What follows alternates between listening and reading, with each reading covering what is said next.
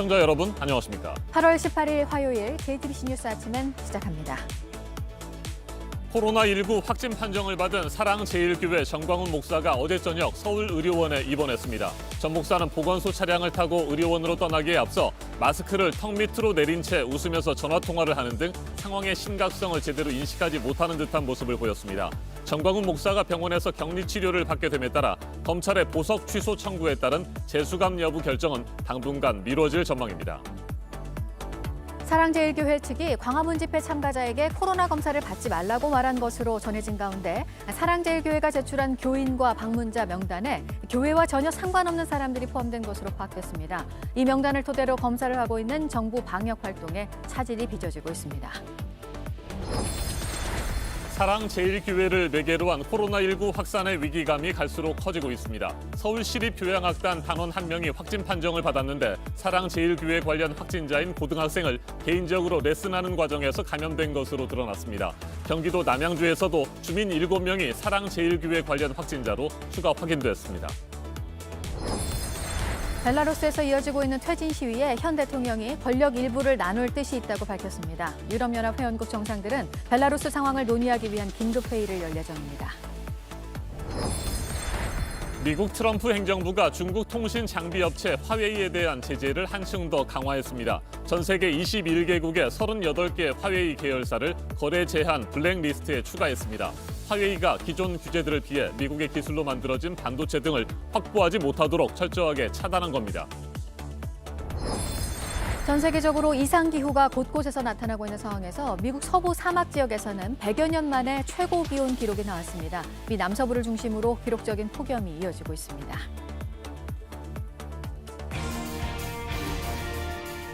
코로나19 2차 대유행의 활약고가 될 것이라는 우려가 커지고 있습니다. 문제의 광복절 집회에 참석해 마스크도 쓰지 않은 채 연설을 하고 전국에서 모인 사람들과 밀접 접촉한 사랑제일교회 정광훈 목사가 어제 코로나19 확진 판정을 받았습니다. 자신은 열도 없고 병에 대한 증상도 전혀 없다며 자가격리 규정을 완전히 무시했지만 결국 바이러스 감염을 피하지 못했습니다. 본인의 가족뿐만 아니라 교회 신도들과 추적이 쉽지 않은 불특정 다수에게 코로나19를 전파했을 가능성이 커지면서 거센 비판에 직면해 있습니다. 네, 사랑제일교회 교인들 그리고 광복절 집회에서 접촉한 사람들에 대한 검사가 시급해졌습니다. 또 전광훈 목사가 구치소로 다시 가게 될지 그 결정도 미뤄지게 됐는데요. 먼저 전 목사가 입원해 있는 병원 앞에 나가 있는 취재기자부터 연결해 보겠습니다. 네, 조보경 기자. 검찰이 이틀 전 서울중앙지방법원에 정광훈 목사에 대한 보석을 취소해달라고 청구했는데 보석 취소 여부가 결정되기 전에 결국 병원에서 격리됐군요. 네, 정광훈 목사는 어제 오후 확진 판정을 받은 뒤 저녁 7시 50분쯤 이곳 서울의료원에 도착했습니다. 국가지정 코로나19 전담병원인데 아직 어떤 병실에 머무르는지는 확인되지 않았습니다. 전 목사 측은 증상이 없다고 해왔는데 실제 몸 상태가 어떤지는 병원 측 확인이 좀 더 필요해 보입니다. 성북구 보건소가 사랑제일교회 인근 사택에 머물고 있던 전 목사를 구급차를 통해서 이곳으로 옮겼습니다. 함께 양성 판정을 받은 전 목사의 부인과 비서도 이곳으로 이송된 걸로 알려졌습니다. 어제 전 목사가 보건소 구급차를 타고 교회 사택을 떠나서 의료원으로 향하는 모습이 카메라에 포착됐습니다. 그런데 사진들을 보면 여전히 문제의 심각성이나 현 상황의 엄중함을 인식하지 못하는 것처럼 보여요. 당시 상황 좀 더 전해주시죠. 네, 전 목사가 사택에서 나와 구급차를 타는 모습이 몇몇 언론에 포착됐습니다. 그런데 마스크를 턱 밑으로 내린 채 웃으면서 통화를 했습니다. 구급차에 타서도 마스크를 올리지 않고 휴대전화를 보는 모습이 사진으로 찍혔습니다. 확진 판정을 받은 사람의 행동으로 보기에 무책임하다 이런 비판이 나왔습니다. 네. 전 목사가 확진 판정을 받기 전에 사랑제일교회 측은 방역당국의 검사 신뢰성에 의문을 제기한 바 있습니다. 자가격리 규정을 어기지 않았다는 주장도 펼쳤는데 몇 시간도 안 돼서 감염이 확인됐어요. 네, 그렇습니다. 어제 오전에 교회 측은 기자회견을 열고 정부 여러 방침을 반박했습니다. 우선 전 목사는 자가격리 대상자가 아니라고 했습니다. 또 대상자라고 가정하더라도 광복절 집회에 참석한 후에 격리 통지서를 전달받아서 서명했다고 했습니다. 격리 의무를 위반하지 않았다는 건데요. 정부는 즉각 전 목사가 자가격리 대상자가 맞다고 반박했습니다. 교회 측이 오전에 이런 기자회견을 했지만 결국 오후에 전 목사가 확진 판정을 받은 겁니다. 지금 가장 큰 문제는 정광훈 목사 본인이나 가족뿐만 아니라 교회 신도들과 지난 15일 광화문 집회에 참석했던 많은 사람들이 바이러스에 노출됐을 가능성이 매우 높다는 점 아니겠습니까? 맞습니다. 광복절 집회에 참석했던 사람들의 코로나 검사가 시급해졌습니다. 전 목사는 집회 당시 단상 위에 올라서 여러 명과 이야기를 나누고 또 악수도 했습니다. 또 마스크를 쓰지 않고 연설도 했습니다. 집회엔 사랑제일교회 교인들도 참석을 했습니다. 코로나 검사가 필요한 사람들이 집회에 참석한 겁니다. 실제 또 집회에 나간 후에 양성 판정을 받은 교인들도 나오고 있습니다. 어제까지 사랑제일교회 확진자는 300명을 넘었습니다. 자, 이처럼 전 목사가 코로나19에 감염돼 서울의료원에서 격리 치료를 받게 됐으니까 검찰의 보석 취소 청구가 앞으로 법원에서 어떻게 결정될지도 궁금합니다. 구치소에 다시 갇히게 될지 여부는 상당 기간 뒤에나 판가름 나겠죠. 네, 검찰은 이틀 전인 16일 전 목사에 대한 보석 취소를 청구했는데 법원은 아직 판단을 내리지 않았습니다. 이런 상황에서 전 목사가 확진 판정을 받았기 때문에 관련 절차는 모두 미뤄질 걸로 보입니다. 전 목사가 격리 치료를 받아야 해서 현실적으로 당장 재구금하는 것이 어렵기 때문입니다. 전 목사는 지난 11일에도 재판에 출석한 바 있는데요. 이 때문에 전 목사를 담당하는 재판부도 오늘 법원에 나오지 않습니다. 자택에 머물면서 방역당국의 역학조사 결과를 지켜보기로 했습니다. 오는 24일로 예정된 전 목사의 다음 재판도 늦춰질 걸로 보입니다. 지금까지 서울의료원에서 JTBC 조보경입니다. 정광훈 목사가 참석한 지난 15일 광화문 집회가 코로나19 2차 대유행에 실제로 어느 정도나 영향을 미치게 될지 방역당국은 촉각을 곤두세우고 있습니다. 당시 집회 영상을 살펴보면 마스크도 제대로 쓰지 않고 방역 수칙도 전혀 지키지 않은 전 목사가 밀접 접촉한 사람은 셀 수 없을 정도로 많습니다. 송승환 기자가 보도합니다. 전광훈 목사는 지난 15일 오후 3시쯤 서울 광화문 광장에 도착했습니다. 박찬종 변호사가 무대에서 발언하는 동안 전 목사는 좁은 천막 아래서 여러 사람에 둘러싸여 차례를 기다렸습니다. 그동안 전 목사는 주변 사람들과 수시로 대화하고 주먹으로 인사도 나눕니다.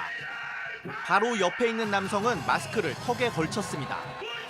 전 목사의 연설 차례가 되자 관계자의 손을 잡고 무대로 올라갑니다. 마이크를 잡은 전 목사는 마스크를 벗고 연설을 시작합니다. 그 옆에 선 김경재 전 자유총연맹 총재는 마스크를 턱에 걸치고 있는데 연설을 마무리할 땐 전 목사의 손을 잡고 머리 위로 들어 보입니다. 사회자인 유튜버 손성대 씨와 통역사 양모 씨도 마스크를 쓰지 않은 채 무대 위에 함께 있었습니다. 연설을 마치고 무대를 내려올 때도 전 목사는 마스크를 쓰지 않은 채 관계자들의 손을 잡았습니다. 차량까지 수백 미터를 걸어가는 동안 전 목사는 인파와 인사를 나누고 손을 잡기도 했습니다. JTBC 송승환입니다. 사랑제일교회 측은 광화문 집회 참석자들에게 검사를 받지 말라는 권유까지 했던 것으로 알려졌습니다. 안 그래도 참가자들을 정확하게 특정하기가 힘든데 방역을 더욱 어렵게 만드는 겁니다. 이 때문에 휴대폰 기지국을 통해 참가자들을 추적해야 한다는 주장까지 나오고 있습니다. 정재우 기자입니다.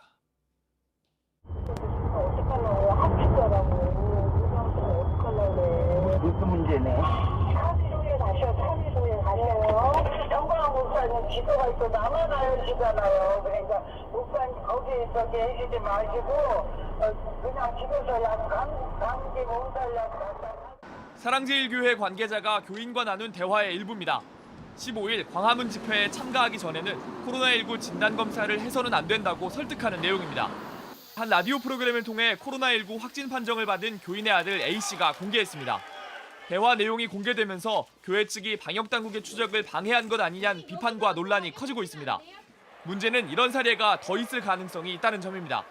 지난 주말 집회 참석 인원은 주최 측 추산 5만 명인데다 경찰 추산만 하더라도 1만 명 정도 됩니다.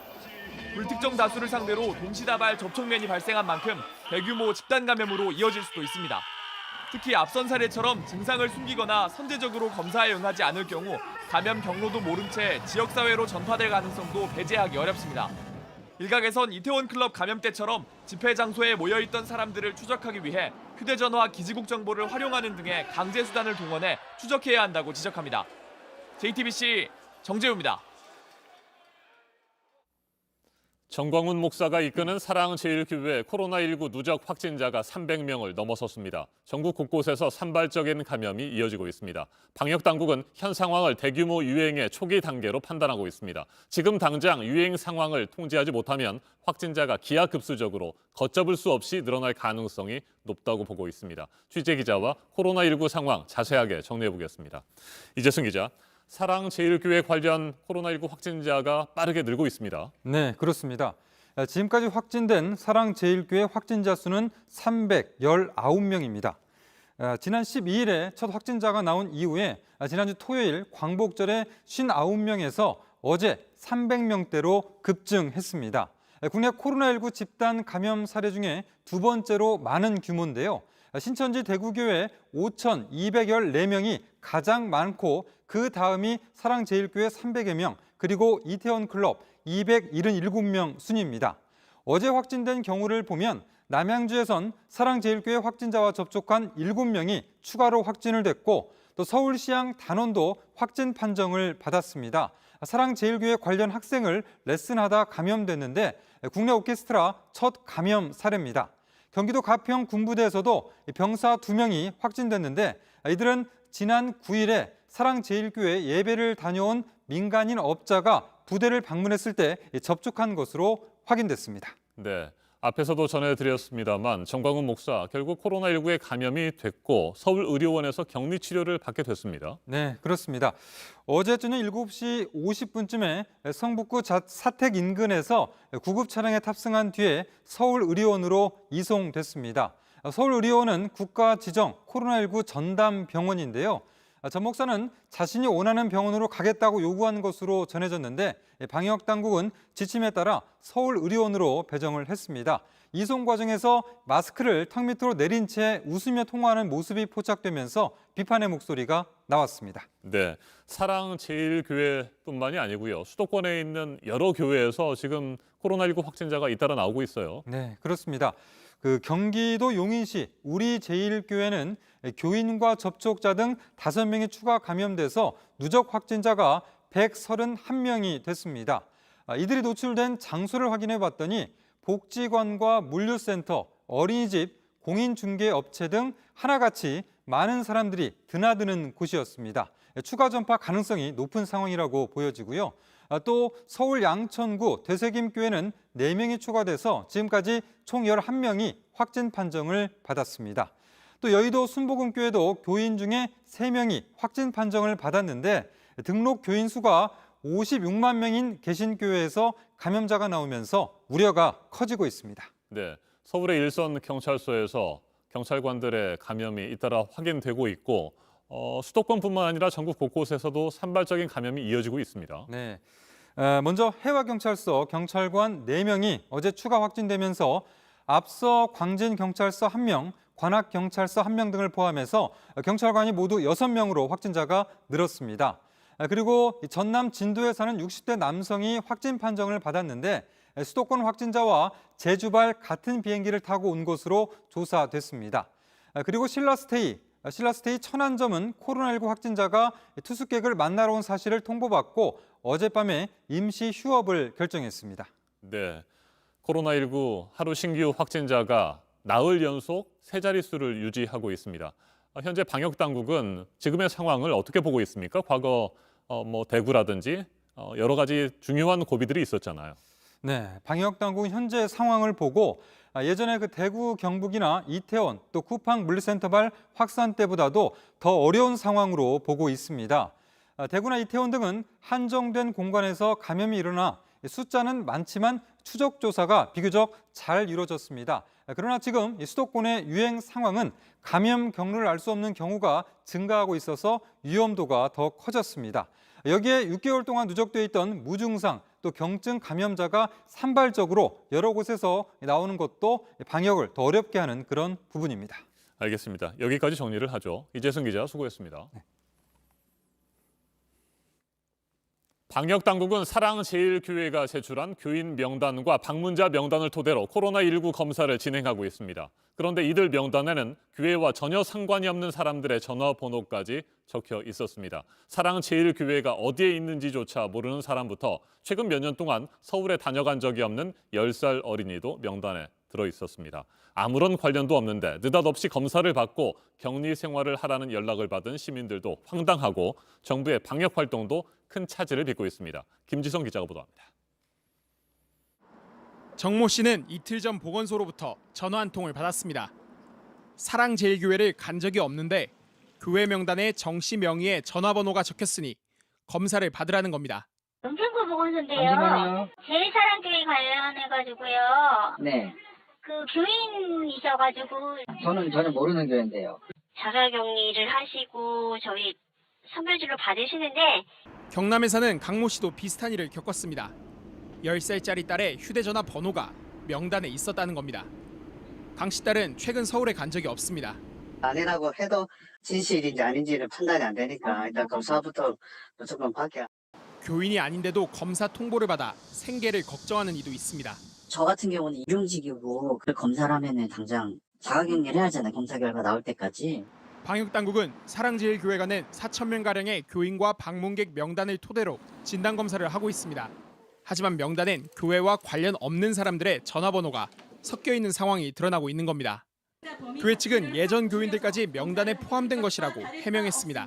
서둘러서 제공하느라고 약 15년 전부터 현재까지 신도로 연락처가 기재된 적이 있는 사람들의 누적된 전체 명단을 모두 당국에 제출하는. 하지만 서울시 관계자는 사랑제일교회가 제출한 명단이 부정확해 행정력 낭비를 일으킨다고 밝혔습니다.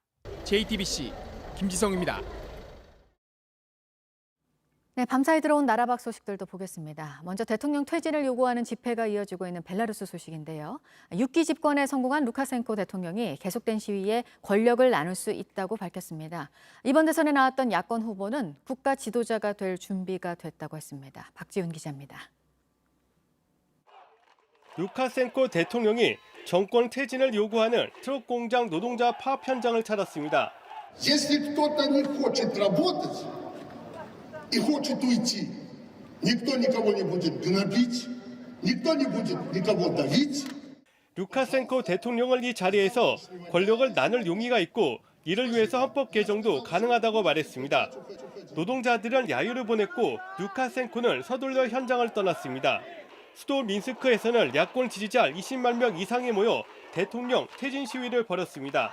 루카센코 26년 집권 기간 중 최대 규모입니다. 이런 가운데 대선에서 루카센코와 맞붙은 티하노프스카야는 국가 지도자가 될 준비가 돼 있다고 밝혀 주목을 받았습니다. Я готова принять на себя ответственность и выступить в этот период в качестве национального лидера. 유럽 연합 27개 정상들은 오늘 19일 벨라루스 상황을 논의하기 위해서 긴급 화상 회의를 엽니다. 이후 정상들은 루카센코 대통령 측에 군사력 지원을 언급할 러시아를 향해서 벨라루스 문제에 개입하지 말라는 메시지를 전달할 것으로 알려졌습니다. JTBC 박지윤입니다. 네, 미국과 중국 간의 갈등 요인 가운데 하나가 중국 통신장비업체 화웨이 문제인데요. 미국 상무부가 추가 제재에 나섰습니다. 거래를 제한하는 명단에 화웨이 계열사들을 더 포함시켰습니다. 성화선 기자입니다. 미국 상무부가 거래 제한인 블랙리스트에 21개 국가의 38개 화웨이 계열사를 추가한다고 밝혔습니다. 중국뿐만 아니라 브라질과 아르헨티나, 프랑스 등에 있는 계열사입니다. 지난해 5월 이후 블랙리스트에 오른 화웨이 계열사는 모두 152개로 늘었습니다. 화웨이 계열사가 미국의 기술로 만든 반도체 등을 확보하지 못하도록 차단하겠다는 겁니다. 특히 이번에는 기존 규제를 피해가던 우회로를 막는 데 중점을 뒀습니다. 미국 상무부는 화웨이의 조립시설 4곳도 별도로 거래 제한 명단에 올렸습니다. 화웨이 장비 사용 업체와 통신업체 등에 발급했던 임시 면허는 연장하지 않기로 했습니다. 윌버로스 상무부 장관은 성명을 통해 화웨이와 계열사들은 제3자를 통해 미국의 기술을 이용하면서 미국의 국가 안보와 외교 정책의 이익을 훼손했다고 주장했습니다. JTBC 성화선입니다.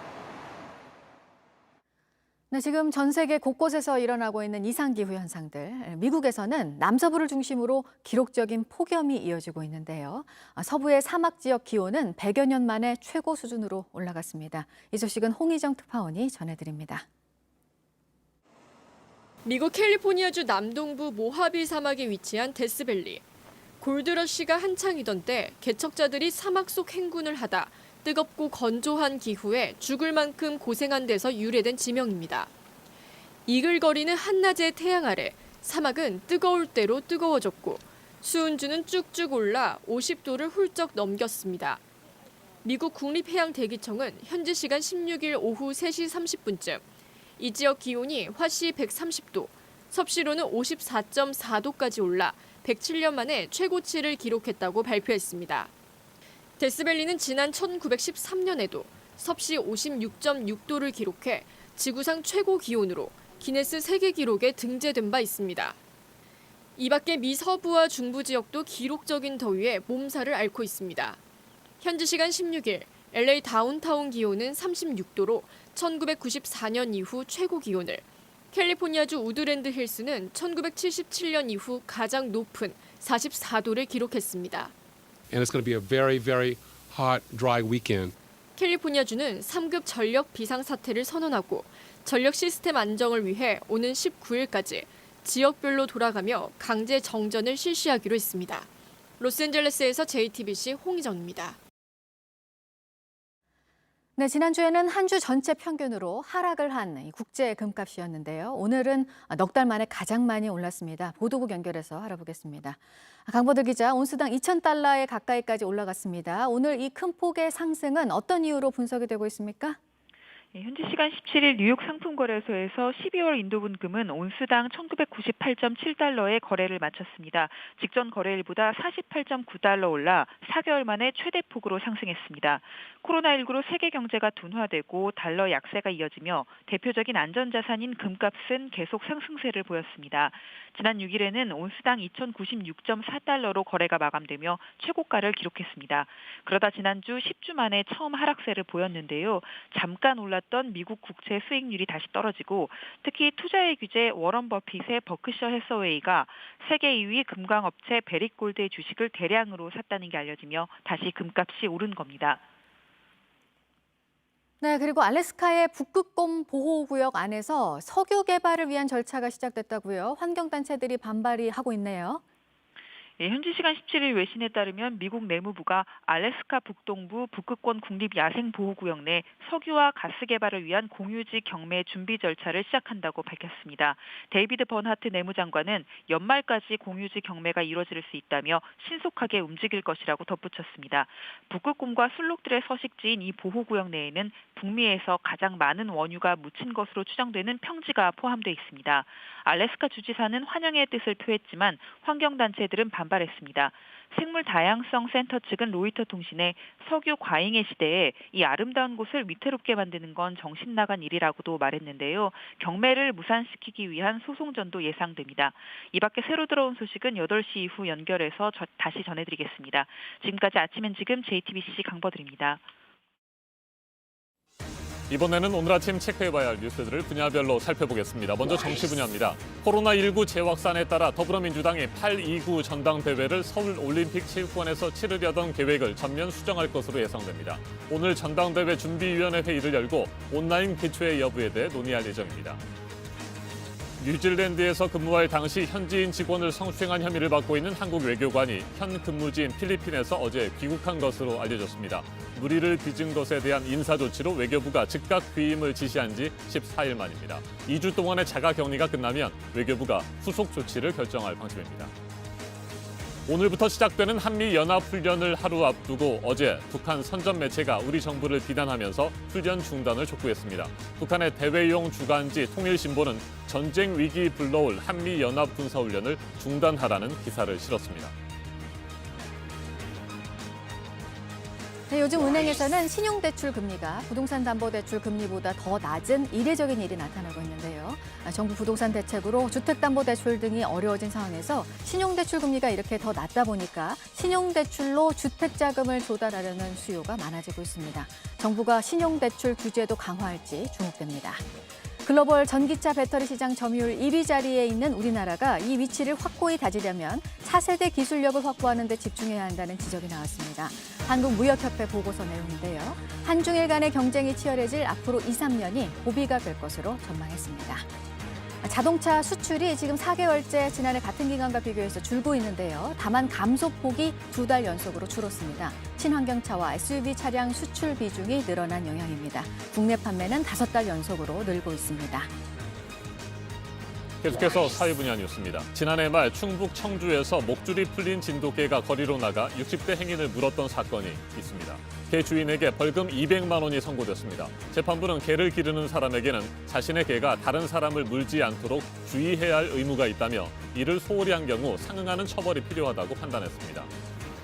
어제 오후 3시쯤 강원도 춘천의 홍천강에서 물놀이를 하던 20대 남성이 물에 빠져 숨졌습니다. 일행이 실종 신고를 했는데 수색 중 물속에서 숨진 채 발견됐습니다. 경찰이 정확한 사고 경위를 조사하고 있습니다. 지난달 국회를 방문한 문재인 대통령에게 신발을 던져 구속될 뻔했던 50대 남성이 광복절 집회에서 경찰관을 폭행한 혐의로 체포됐습니다. 경찰이 다시 구속영장을 신청했습니다. 서울 창덕궁부터 수원 화성까지 정조대왕 능행차를 재현하는 행사가 코로나 확산세로 연기가 됐습니다. 오는 10월로 예정이 됐었는데 많은 인파가 몰리는 행사인 만큼 내년 4월로 미뤘습니다. 이효석 문학상 올해 대상 수상자로 소유의 문법을 쓴 최윤 소설가가 선정이 됐습니다. 완벽에 가까운 문장의 묘미를 보여줬다는 평가를 받았습니다. 수상 작품집은 다음 달에 나옵니다. 그룹 블랙핑크가 저스틴 비버 등에 이어서 전 세계에서 유튜브 구독자 수가 4번째로 많은 아티스트가 됐습니다. 구독자 수가 4,400만 명을 넘어섰습니다. 8월 임시국회가 오늘 시작됩니다. 정부의 결산안 심사를 위해 열립니다. 상임위별 예비심사와 정부를 상대로 한 정책 질의를 거치고 결산안은 다음 달 초 본회의에서 최종 의결이 됩니다. 김대중 전 대통령 서거 11주기 추도식이 오늘 국립서울현충원에서 진행됩니다. 내년 현충관에서 열던 행사는 규모를 줄여서 묘소에서 열 예정입니다. 오늘부터 신규 등록 임대사업자는 임대보증금 보증보험에 의무적으로 가입을 해야 합니다. 이 보험은 집주인이 세입자의 보증금을 돌려주지 못하면 보험사가 대신 돌려주는 것으로 기존 임대사업자에 대해서는 1년 뒤부터 적용이 됩니다. 분야별 뉴스들 체크해드렸습니다. 날씨도 체크해드립니다. 밤사이 전국 대부분 지방에서 열대야가 나타나면서 무더운 밤이 이어졌습니다. 덥고 습한 북태평양 고기압이 한반도를 완전히 덮으면서 폭염특보 구역이 더 늘어났습니다. 서울에서는 올여름 첫 폭염 경보가 내려졌습니다. 대구 38도, 강릉 36도, 서울은 34도까지 오르겠습니다. 자외선 지수와 불쾌 지수도 매우 높겠습니다. 낮 동안 햇볕이 강할 때는 외출을 피하고 밖에 나갈 때도 모자를 쓰는 등 여름철 건강 관리에 신경 쓰셔야겠습니다. 무더운 날씨는 이번 주 내내 이어질 것으로 보입니다. 금요일까지 낮 기온이 33도가 넘는 곳이 많겠고 특히 영남 지역에는 낮 기온이 35도가 넘는 곳이 많겠습니다. 현재 기온은 서울 24도로 수도권은 어제보다 2도에서 3도가량 낮습니다. 대전 26도, 광주 25도, 부산 27도로 그 밖의 지역은 어제와 비슷합니다. 낮 기온은 서울 34도, 대전 35도, 광주 34도, 대구 38도로 어제와 비슷하거나 2, 3도가량 높겠습니다.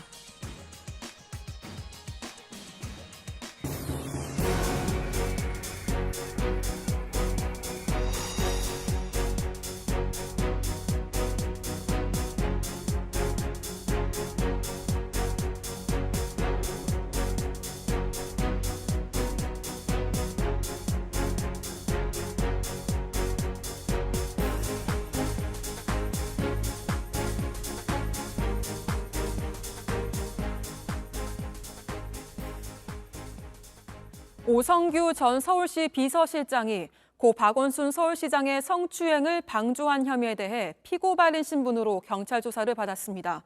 김주명 전 비서실장에 이어서 피해 사실을 전달받지 못했다고 주장했습니다. 이에 대해 피해자 측은 텔레그램 자료를 공개하며 반박하고 나섰습니다. 여도현 기자입니다. 서울지방경찰청은 고 박원순 서울시장의 성추행 방조 의혹과 관련해 오성규 전 서울시 비서실장을 불러 조사했습니다.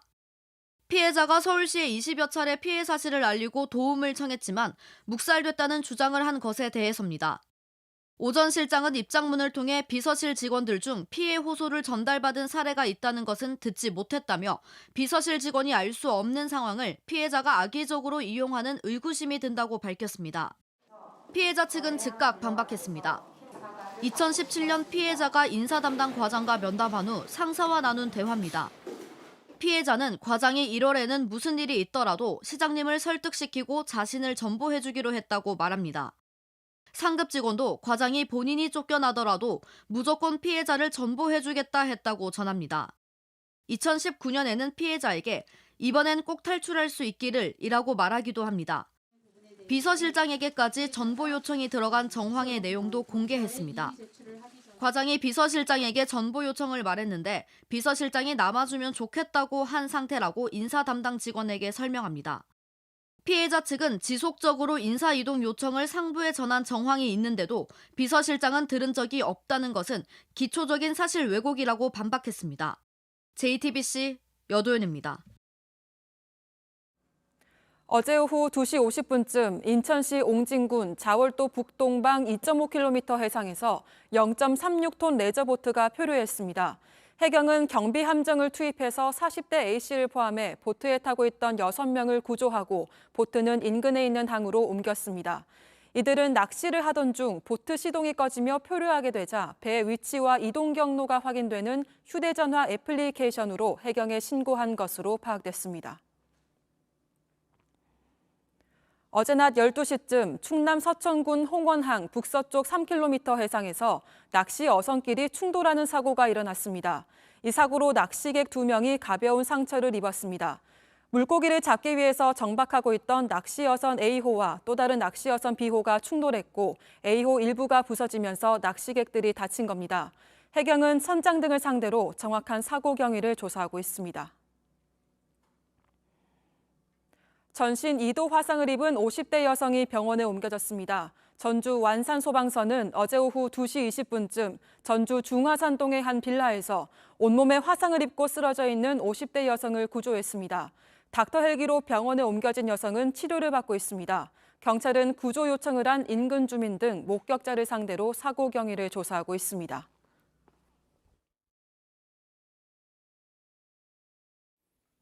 지구촌 곳곳의 소식을 전문가의 깊이 있는 분석과 함께 전해드리는 아침엔 세계 시간입니다. 태국의 반정부 시위가 날이 갈수록 격화되고 있습니다. 그동안 금기로 여겨졌던 왕실 문제까지 불거지면서 혼란은 더욱 가중되고 있습니다.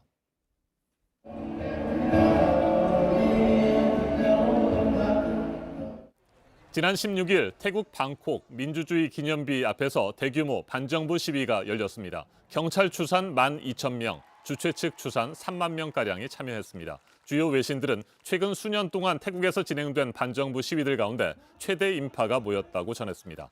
시위대는 군부가 제정한 헌법 개정과 함께 왕실 개혁을 요구하고 나섰습니다. 시위 참가자의 말 직접 들어보시겠습니다.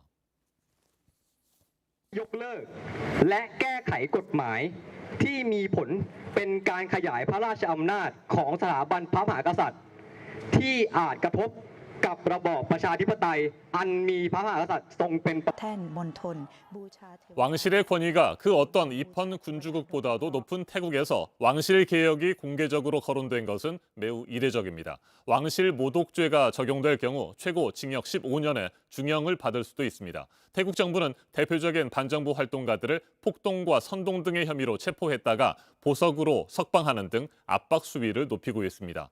프라유 차노차 태국 총리의 말 들어보시겠습니다.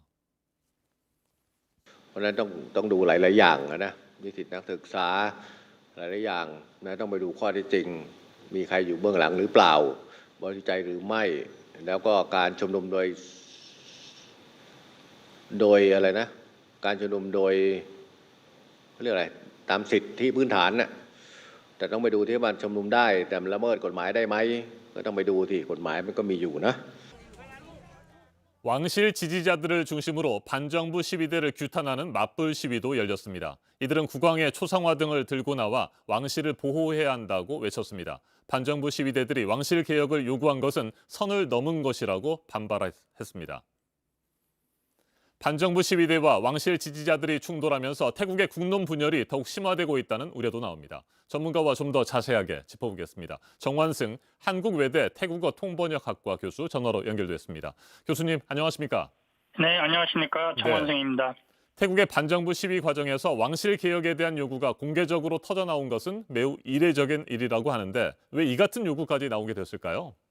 우선 태국의 정치 시스템을 보면은요. 1932년 이편혁명 이후에 군부 세력과 민주 세력 간의 갈등 관계에서 발전해 왔다고 볼 수가 있습니다. 네. 그래서 군부 세력이 민주 정권의 부패, 무능을 빌미로 삼아서 쿠데타를 일으키게 되면은 민주 세력들은 군부 독재에 항거하면서 반정부 시위를 통해서 민주주의를 회복시켜 왔는데요. 군부 쿠데타가 성공하기 위해서는 국왕의 윤허가 있어야 됩니다. 그래서 국왕의 윤허를 통해서 정당성을 확보하고 국민은 국왕이 윤할 경우에 이를 받아들이는 입장을 취했거든요.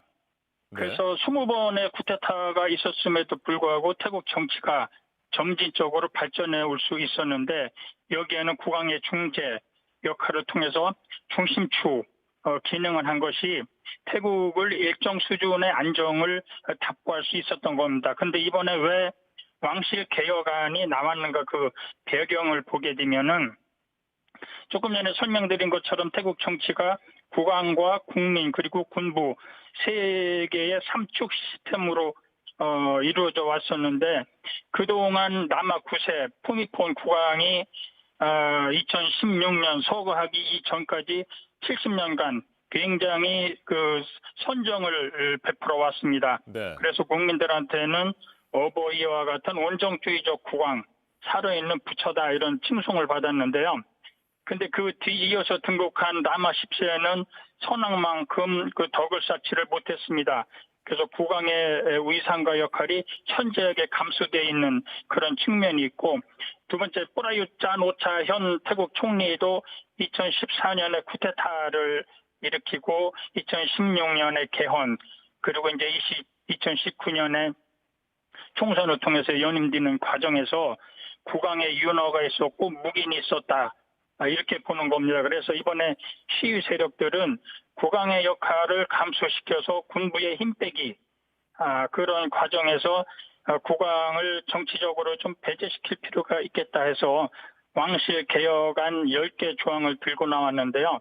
이건 태국에서 굉장히 이례적이라기보다는 충격적이라고 볼 수가 있습니다. 네. 반정부 시위대가 현재 요구하고 있는 헌법 개정 그리고 왕실 개혁 모두 받아들여지는 것이 현실적으로 쉽지 않을 거다. 뭐 이런 분석들이 나오고 있는데 그럼에도 불구하고 앞으로도 시위는 계속될까요?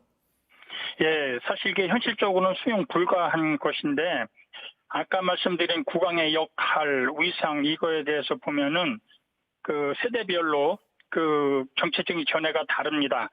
그러니까 50대, 60대 이상의 연령층에서는 국왕이 없는 나라에서 산다고 하는 것은 상상할 수 없는 것으로 받아들이고 있고요. 아마도 30, 40대에서는 심적으로는 동조하지만은 지금까지 국왕 혹은 왕실에 대해서 가지고 있는 존경심 그리고 거기에 대한 친숙함 이런 걸로 섣불리 나서지 못하고 일정 거리두기를 하고 있는 그런 것으로 보이고 10대 후반에서 20대까지는 서구적이고 합리적인 사고를 바탕으로 사회적인 정의, 평등, 자유를 갈구하는 세대거든요.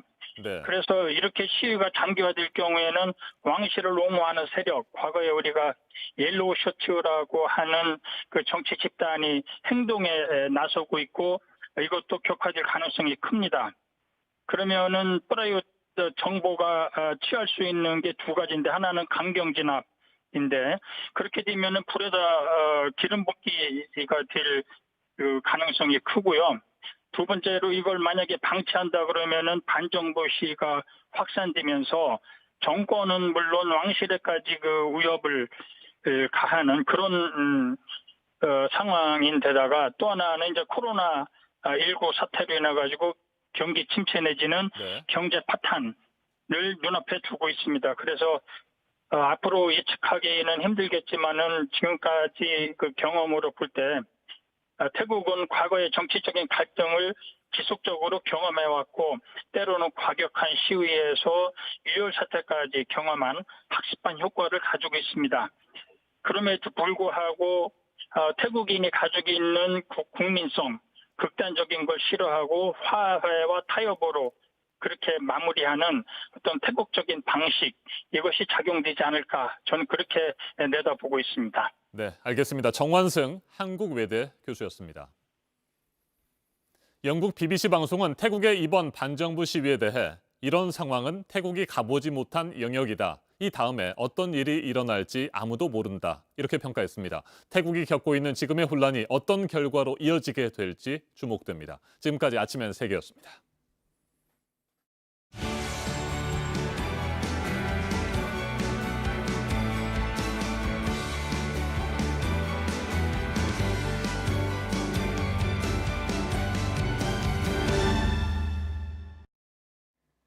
네, 화요일 아침 8시 9분 지나고 있습니다. 통합당에 대한 지지율이 민주당 지지율보다 높은 여론조사 결과가 또 나왔습니다. 민주당 내에 자성의 목소리가 잇따라 들립니다. 정종문 기자가 보도합니다. 리얼미터가 발표한 8월 2주차 여론조사입니다. 미래통합당 지지율이 더불어민주당보다 1.5%포인트 높게 집계됐습니다. 같은 기관이 지난주 발표한 조사에 이어 두 번째 지지율 역전 결과입니다. 다만 일주일간 실시한 이번 조사 중 13일에서 14일에는 민주당이 통합당을 앞지른 것으로 조사됐습니다. 하지만 결과적으로 통합당에 뒤진 여론조사가 잇따라 나온 상황. 민주당 내에선 당권 주자들부터 자성의 목소리를 냈습니다. 주로 지지도가 많이 하락한 연령대나 성별로 보면 서울시장, 부산시장의 잘못이 들인 상처가 컸다. 이 부동산을 가지고 정부와 시장이 서로 다투는 듯한 이런 모습은 결코 바람직하지 못하기 때문에 당론과 다른 소신을 종종 밝혀온 조웅천 의원도 쓴소리를 했습니다. 페이스북에 말로만 민생을 외치면서 몸은 과거사와 검찰에 집중하고 있다며 평등과 공정, 정의란 가치가 언제부턴가 우리에게 거꾸로 돌아오기 시작했다고 주장한 겁니다. JTBC 정종문입니다. 미국 대통령 선거 전당대회 하면 떠오르는 게 수많은 인파 속의 성대한 행사 모습인데요. 올해는 코로나 때문에 그 방식이 그동안과는 매우 다릅니다. 막이 오른 민주당 전당대회는 화상으로 진행이 됩니다. 워싱턴 김필규 특파원입니다. And that we are surely blessed to be citizens of the greatest nation on earth. Thank you. God bless you. 수백 명의 환호 속에서 후보직을 수락하며 피날레를 장식하는 미국 대선 전당대회 모습을 올해는 볼 수 없게 됐습니다. 민주당은 당초 미러키의 대형 체육관을 빌려놨지만 코로나19로 전 일정을 화상으로 하기로 했습니다. 미셸 오바마나 클린턴 등 유명 인사들의 찬조 연설도 각자 지역에서 방송으로 하게 됩니다. 바이든 전 부통령 역시 20일 자택이 있는 윌밍턴에서 후보직 수락 연설을 할 계획입니다. 전례 없는 상황인 만큼 흥행몰이를 위해 여러 채널을 동원해 방송을 내보내기로 했습니다. 상대편인 트럼프 대통령 측은 전당대회 기간 내내 민주당을 공격하는 방송을 하며 맞불을 놓겠다고 했습니다. 트럼프 대통령도 미네소타와 애리조나 등 경합주를 직접 돌아다닐 계획입니다. 공화당 전당대회는 다음 주에 열립니다. 워싱턴에서 JTBC 김필규입니다. 지난 4일 부동산 대책 발표에서 새로 집을 짓기로 한 지역의 단체장들이 반대 입장을 굽히지 않고 있습니다. 모두 여당 소속이고 단식에 들어간 단체장도 있습니다. 내세우는 논리는 조금씩 다르지만 그 안에는 임대주택을 줄이거나 짓지 말라는 주장이 담겨 있습니다. 안태훈 기자입니다. 국민들의 뜻을 받들겠습니까? 아니면 거부하겠습니까? 받들겠습니다. 단식 중단하겠답니다. 서울 상암동에 6천여 가구를 짓는 계획에 반대하며 단식에 들어갔던 마포구청장이 갑자기 단식 중단을 선언했습니다. 코로나19 등 다른 현안도 챙기라는 지역민의 요구가 크다는 이유입니다. 하지만 임대주택을 비롯한 대규모 주택 공급을 반대하는 입장은 달라진 게 없습니다. 상암동에 6,200세대의 주택이 들어서면 교통, 교육, 환경 모든 문제가 표출이 될 것입니다. 노원 구청장도 태릉 골프장에 10,000가구를 짓기로 한 계획에 반대하며 마포구청장과 비슷한 주장을 하고 있습니다. 임대주택 비율을 낮추고 품격 높은 주거단지를 조성해야 한다는 것입니다. 용산구청장은 용산정비창의 국제업무지구 계획을 원래대로 추진하는 한편 양질의 주택을 지을 것을 요구하고 있습니다. 과천시장은 아예 정부의 주택 공급 철회를 요구하며 2주째 임시 천막에서 진무를 보고 있습니다. 이들 단체장은 모두 여당인 더불어민주당 소속입니다. 품격 높은 주거단지, 양질의 주택 등 표현은 다르지만 공통점은 임대주택을 많이 짓는 걸 반대하는 것입니다. 선출직 단체장이 주민 여론을 반영하는 건 당연하지만 지나친 반대는 지역 이기주의로 비칠 수 있다는 지적입니다. JTBC 안태훈입니다. 코로나19 확진 판정을 받고 현재 서울의료원에서 격리 치료를 받고 있는 사랑제일교회 전광훈 목사는 일주일 전인 지난 11일 재판에도 출석했습니다. 이미 코로나19에 감염된 상태에서 법정에 머물렀을 가능성도 있기 때문에 철저한 역학조사가 필요합니다. 오선민 기자입니다. 전광훈 목사는 집회에서 특정 정당을 지지해달라고 호소한 혐의 등으로 재판을 받고 있습니다. 불과 일주일 전인 이달 11일에도 법정에 나왔습니다. 내가 주로 강화문에서 연설한 연설 내용이 기자님들이 한번 재판 한번 해봐요. 그게 선거법 위반이 되는지 안 되는지. 이날 증인으로 나온 김용민 평화나무 이사장에게 반말로 고함을 지르다 재판장에게 제지를 당하기도 했습니다. 전 목사가 언제 코로나19에 감염됐는지 역학조사가 필요한데 감염된 뒤 법정에 나왔을 가능성도 배제할 수 없습니다. 전 목사는 오전 10시부터 오후 6시까지 법정에 머물렀습니다. 마스크는 쓰고 있었습니다. 당시 재판은 소법정에서 열렸습니다. 법원은 모든 출입구에서 드나드는 사람의 체온을 잽니다. 전 목사가 이를 통과해 들어왔기 때문에 지난 11일엔 열이 높지 않았을 것으로 보입니다. 전 목사는 그간 코로나를 가볍게 생각하는 발언들을 해왔습니다. 야외에서는 감염되는 사실이 전혀 없다는 사실입니다. 할렐루야! 하나님은 각종 병에서 우리를 고쳐주신다. 그 손을 보아내 설령 안 고쳐도 괜찮아요. 왜? 우리의 목적지가 하늘나라입니다. 전 목사의 다음 재판은 오는 24일로 잡혀 있습니다. 미뤄질 가능성이 큽니다. 형사재판에선 피고인이 공판 기일에 나와야 하는데 전 목사는 치료 때문에 출석할 수 없기 때문입니다. 전 목사를 담당하는 재판부도 오늘 법원에 나오지 않습니다. 자택에 머물며 방역당국의 역학조사 결과를 지켜보기로 했습니다. JTBC 오선민입니다.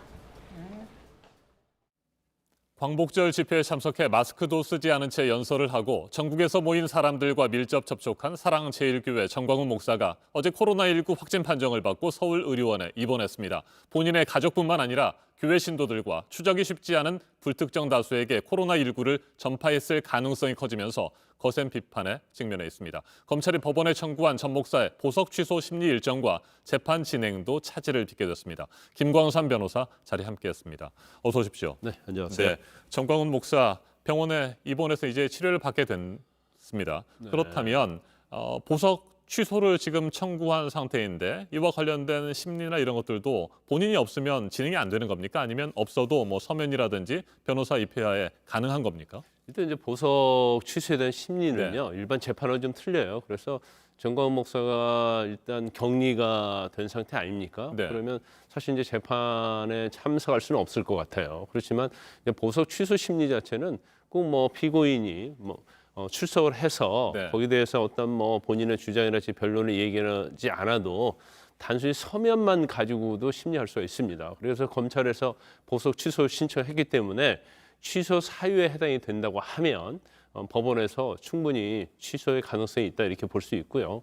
일단 보석의 조건을 전광훈 목사가 위반했느냐 그것이 네. 좀 쟁점이 될 것 같아요. 특히 이제 마지막 그 보석 조건 중에 하나가 위법한 집회에 참석하지 않는 걸 조건으로 걸었는데 지금 사실은 뭐 광화문 집회에서 일파만파라는 그 보수단체에서 한 집회가 사실 서울행정법으로부터 뭐 집회할 수 있다는 그런 결정을 받았기 때문에 집회 자체는 사실은 불법은 아니었어요. 그렇죠. 그렇지만 집회 과정에서 그 인원수가 100명 정도를 한정하고 네. 그다음에 거리두기를 1m 이상 하겠다고 했기 때문에 사실은 이 부분을 일파만파에서 위반한 것이 아니냐 이게 쟁점이 될 가능성이 크고 그렇지만 보석 허가의 전제 조건이 위법한 집회 자체가 꼭 법적으로 뭐 100% 위법이다, 위법이 아니다 이걸 전제로 한 건 아니에요.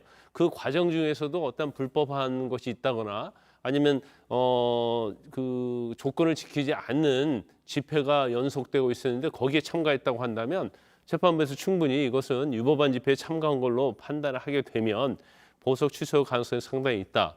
이렇게 볼 수 있고 저는 뭐 개인적으로 볼 때는 보석 취소가 될 가능성이 굉장히 높다고 봅니다. 네, 그렇다면 정광훈 목사가 코로나19 완치 판정을 받기 이전에라도 관련 심리가 열려서 보석 취소가 결정될 수도 있다 이런 말씀이시군요. 그렇죠. 이제 심리 자체를 하는 데는 이제 문제가 없다고 봐요. 그리고 아마 재판부에서 서면 심리로 결정을 할 것입니다. 더군다나 현재 본인 자체가 양성 반응 보여서 확진돼 있지 않습니까? 그렇기 때문에 뭐 보석 심리에 영향을 미치지 않을 것이다. 단지 재판은 원래 24일 날 재판 일정이 잡혀 있었거든요. 그런데 재판은 사실은 공개 재판이 원칙이고 거기에는 변호인뿐만 아니라 뭐 재판부, 검사 다 출석을 해야 하는 거 아닙니까? 근데 양성 반응을 보인 확진자가 거기 피고인 재판을 받을 수 없겠죠. 그러면 재판 일정 자체는 뭐 연기될 가능성이 크다 이렇게 봅니다. 네. 앞서 서울행정법원이 문제 광복절 집회를 허가한 부분에 대해서 잠깐 말씀을 해주셨는데 그동안 관련 집회들, 과거에 열렸던 그런 집회들을 신중하게 좀 보고 판단했다고 한다면 과연 그렇게 뭐 100명 정도가 모여서 짧은 시간에 집회를 할 거다라고 하는 집회 주최 측의 주장을 그대로 그냥 액면 그대로 받아들일 수 있었을까? 뭐 이런 의문이 드는 것도 사실이에요. 그렇죠. 이제 행정법원에서는 처음에 아마 심리를 하면서 이전에 일파만파 보수단체가 했던 광화문 집회가 어떤 과정을 겪었는지에 대해서 좀 잘 모르고 있었던 것 같아요. 그러니까 일파만파가 집회를 하겠다는 것은 한 100명 정도 모이고 거리두기를 하겠다고 그랬잖아요. 그런데 이전에 광화문 집회에서 보면 사실은 그런 것들이 전혀 지키지 않았단 말이에요. 그런데 지금 집회 신고한 그 내용에만 좀 충실하지 않았나 싶습니다. 그래서 그 보수단체가 주장한 내용을 그대로 다 받아들이다 보니까 결국 100명 내에서 한정된 게 아니라 수천 명이 또 그 집회에 참가를 했단 말이에요. 그러면 사실 현재 어떤 상황에 보면 이 집회 자체가 적절하지는 않거든요. 그래서 너무 재판부가 그 신고한 내용에만 좀 집중을 해서 집회 시위에 관한 어떤 기본권을 보장하겠다는 좀 약간 안이한 판단을 한 게 아니냐 이제 그런 비판이 좀 일고 있는 거죠. 네, 당시 집회에 참석했던 사람들에 대한 뭐 정확한 역학 조사가 지금 시급하지 않겠습니까? 그런데 사랑제일교회 측에서 제출한 교인 자료라든지 뭐 참석자들 자료 또 이런 여러 가지 상황들을 보면 굉장히 부정확해요. 전혀 관련이 없는 사람들이 그 명단에 들어가 있고요. 이런 부분에 대해서 좀 더 엄중한 조치가 필요해 보이는데 어떻게 생각하세요? 제가 볼 때는 아마 경찰이 됐건 검찰이 됐건 수사에 들어갈 거예요. 그래서 지금 사랑제일교회의 어떤 코로나 환자와 관련된 부분이 굉장히 일파만파로 전국으로 지금 퍼져가고 있잖아요. 그래서 제2의 신천지 사태가 되는 게 아니냐 그런 우려가 있고 또 실질적으로 300명 이상의 코로나 확진자가 나왔단 말이에요. 그래서 이제 두 가지로 좀 볼 수 있을 것 같아요. 첫 번째는 이제 특히 정광훈 목사와 관련된 부분은 본인이 확진 판정을 받았고 그 이전에 자가격리 대상이 되었느냐 안 되었느냐 이 부분이에요. 그런데 사실 성북구청에서는 자가격리 대상을 통보했다고 이렇게 집사를 통해서 통보했다는 거예요. 그런데 통보 시점이 광화문 집회에 정광훈 목사가 참여하기 전에 이미 통보를 했다는 거고 정광훈 목사는 광화문 집회에 참가를 한 다음에 오후 6시에 통보받았다는 거에 서명을 했다는 거거든요. 그러면 정광훈 목사가 아마 미리 알았음에도 불구하고 이미 광복절 집회에 참석한 다음에 일부러 자가격리 통보 서명 날인을 그 이후에 한 것이 아니냐 그런 좀 의심을 좀 해볼 수가 있어요. 그래서 집사를 통해서 이미 통보가 됐다고 한다면 당연히 자가격리를 위반하기 때문에 감염 예방법 위반이 될 수 있는 거고요. 그다음에 이제 두 번째로 더 중요한 부분이 있죠. 지금 사랑제일교회와 관련된 부분에서 확진자가 굉장히 많이 지금 퍼지고 있잖아요. 그런데 사랑제일교회에 대해서 명단을 제출을 하도록 했는데 이걸 은폐한다랄지 아니면 허위를 했다고 한다면 이것은 정부의 역학조사를 방해한 거거든요. 그럼 이거 역시 감염 예방법 위반이 되기 때문에 이것도 2년 이하 징역 2천만 원 이하 벌금에 처하도록 되어 있습니다. 그래서 이제 제일 정광훈 목사와 관련된 혐의가 제일 중요한 것 중에 하나는 보석이 취소가 되느냐 여부, 그다음에 자가격리 통보를 받았는데 이를 위반했느냐 여부, 그다음에 마지막 세 번째 제일 중요한 부분은 사랑제일교회 관련된 자가격리랄지 아니면 감염이 의심되는 사람에 대한 은폐, 누락, 명단이 되겠죠. 이런 부분에 있어서 위반했는지 이 세 가지가 굉장히 쟁점이 될 것 같습니다. 알겠습니다. 오늘 여기까지 듣겠습니다. 김광선 변호사였습니다. 말씀 잘 들었습니다. 최근 전 세계적으로 코로나19 하루 신규 확진자가 29만 명을 넘어서고 있습니다. 특히 말레이시아에서는 전염력이 10배나 강한 코로나19 변종 바이러스가 발견됐다는 보고도 나왔습니다. 윤세민아 기자입니다. 유럽에선 스페인을 중심으로 코로나19 환자가 급격히 늘고 있습니다. 2달 전쯤 하루 100명대 수준이었지만 최근엔 2,000명 안팎으로 새로 확진되면서 단위가 바뀌었습니다. 여름 휴가철을 맞아 스페인 등 인근 유럽국을 방문한 여행객들이 본국으로 돌아가 바이러스를 퍼뜨리는 형국입니다. 유럽 국가들이 잇따라 여행객들에게 2주간 자가 격리 조치를 내리고 있는 이유입니다. And that's because we've absolutely worked so hard to make sure that we're keeping our numbers down here. We can't afford to re-import those cases from elsewhere. 나라한 조치들도 다시 강화되고 있습니다. 담배 연기에 침방울이 섞여 나와 바이러스를 퍼뜨릴 수 있다는 보고에 따라 야외 흡연을 금지하거나 직장 내 마스크 착용을 의무화하고 마스크를 쓰지 않을 경우 최대 500만 원의 벌금을 무는 방안도 검토하고 있습니다. 최근 전 세계 하루 확진자가 29만 명 이상으로 치솟은 가운데 가을 독감철로 접어들면 확산세가 더욱 심해질 거란 전망도 나왔습니다. 이런 가운데 말레이시아에선 기존 코로나19 바이러스보다 전염력이 10배 강한 변종 바이러스가 발견된 것으로 보고됐습니다. JTBC 윤세민입니다.